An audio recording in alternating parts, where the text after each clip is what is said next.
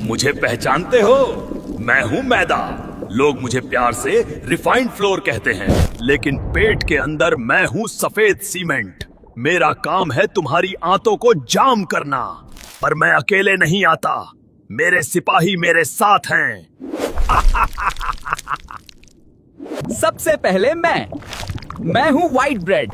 लोग सोचते हैं मैं हेल्दी ब्रेकफास्ट हूँ। भोले लोग, जैसे ही तुम मुझे खाते हो मैं पेट में जाकर गोंद बन जाता हूँ। और मैं हूँ भटूरा।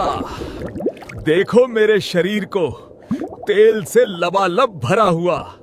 मैं कोलेस्ट्रॉल का बम हूँ। मुझे पचाने में तुम्हारे पेट के पसीने छूट जाते हैं। मैं तो छोटा सा बिस्किट हूँ, चाय का साथी। सबको लगता है मैं नुकसान नहीं करता, लेकिन भूल गए, मैं भी मैदे और चीनी से बना हूँ।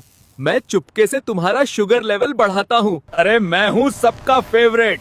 ऊपर से चीज और सब्जी देखकर खुश मत हो। नीचे देखो, मैं हूँ वो सख्त मैदा जो पचता नहीं, सड़ता है। देखा, हम सब अलग दिखते हैं पर हम सब एक ही हैं। हम हैं मैदा गैंग। अब बताओ, खाओगे हमें या भागोगे?